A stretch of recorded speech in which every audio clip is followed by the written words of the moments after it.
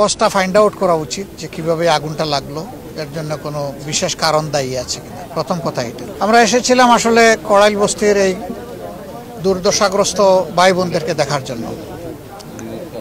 তারা তো বিপদে পড়ে গেছে, গরিব মানুষগুলোই থাকে এখানে। এখানে তো আর কোনো উচ্চবিত্ত পরিবারের লোকেরা থাকে না। আমরা জানি যে এখানে কারা থাকে।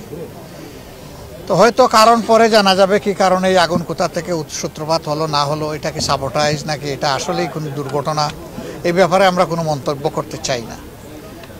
কজটা ফাইন্ড আউট করা উচিত যে কিভাবে আগুনটা লাগলো, এর জন্য কোনো বিশেষ কারণ দায়ী আছে কিনা। প্রথম কথা এটা।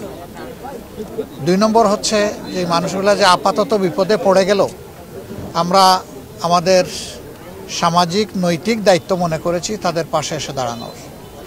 আমরা এই খবর পাওয়ার সাথে সাথেই, আপনারা চিনেন ওনাকে, ডাক্তার এস.এম. খালেদুজ্জামান। তিনি এই এলাকায় আলহামদুলিল্লাহ জামাতে ইসলামের প্রতিনিধিত্ব করবেন আগামী জাতীয় সংসদ নির্বাচনে। আমি তাকে ফোন করেছিলাম যে কোথায়, সে বলছে স্যার আমি অলরেডি ওখানে আছি। ইতিমধ্যে তারা এখানকার কয়েক হাজার মানুষের জন্য কিছু খাবার তৈরি করেছে, হটমিল।